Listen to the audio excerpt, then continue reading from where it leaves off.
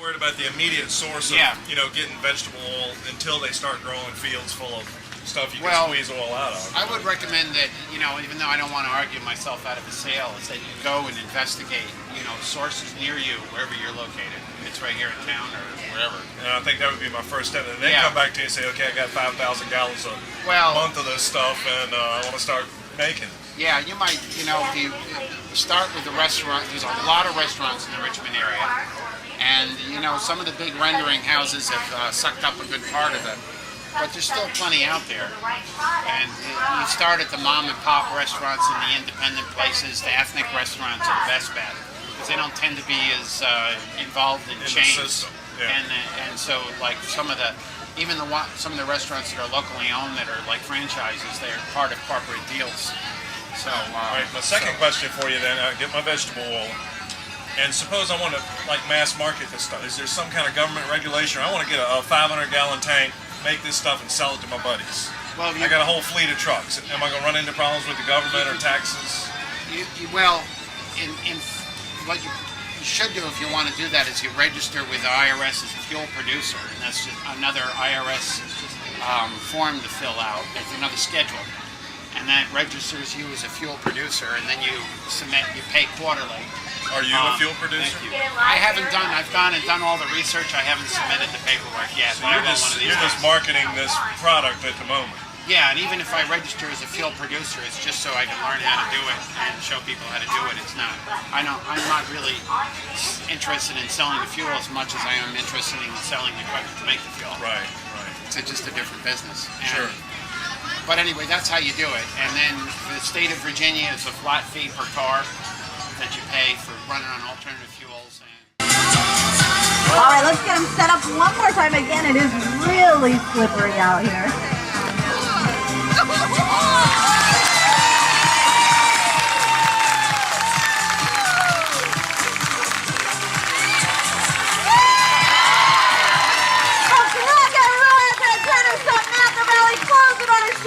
Doing a phenomenal job out here today, and you folks have been a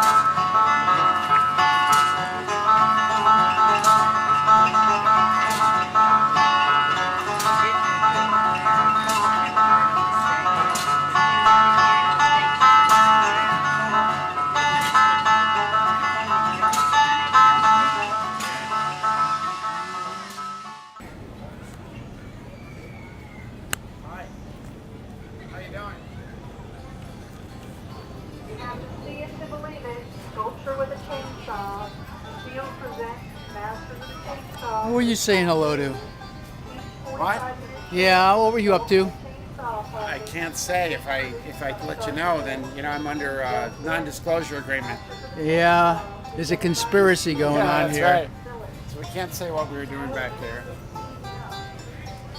But the thing is, there are two factors. Okay, the volume is down. Itself without any pasteurization.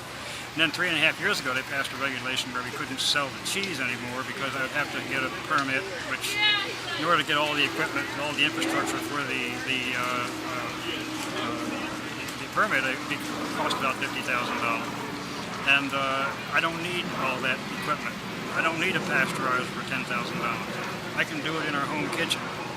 And I've over the years, I've made an average maybe of anywhere between 50 and 100 pounds of cheese that I take to our local farmers market and sell it.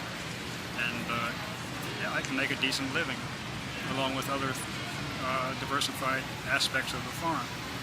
But 3.5 years ago, they made it against the law to do that. First-class misdemeanor, $2,500 fine, and a year in jail as an accident penalty.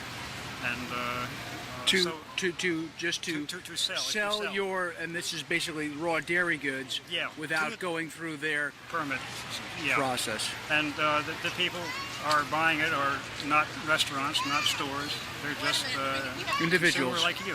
Yeah. And so this is not allowed. So what I'm doing in order to get around this, because I feel it's so wrong, good food that are good for you is becoming illegal. Food is junk. No problem. Eat all you want. But so I feel that I'm going to make that cheese available to people, regardless. So what I'm doing, I'm giving it away and accepting donations. The donations are not for the cheese. The donations are for lobbying, like what I'm doing now, and court costs. And whether we're going to court or friends of ours are in court. Whereas if you go to the supermarket, who you go to? What's the management about where that food came from? So some people would like to have a choice, and that's all we're asking for. A two-tiered system of regulation where agribusiness can have its regulation and the small farmers can have theirs. And so far, we're not...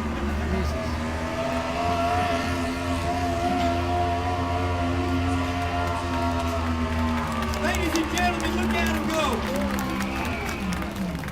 It's been over 5 years since he's been up here. This is unbelievable right here, look. He also said he wanted to try his 3-man pyramid pass. This was his signature move back in the day.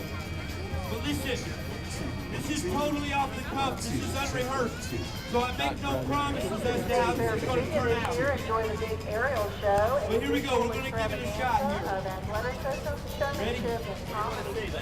Be amazed, hold your breath, and enjoy our jaw-dropping act with wire walking, aerial lift, jugglers, a 90-foot sway pole, and Ladies and gentlemen,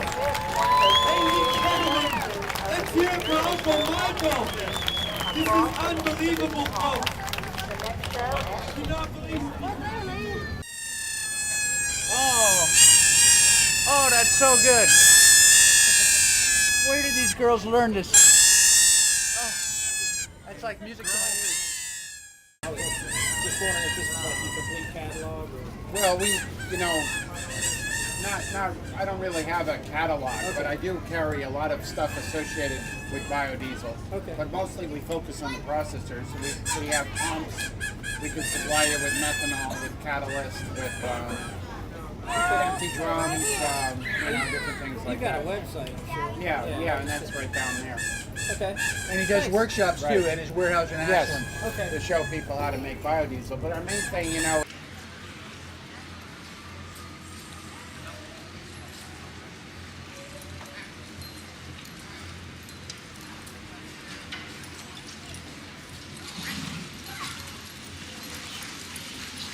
Good pull for Wayne Moreland's team. Next to work, Jim Stuber from Rocco's, Virginia.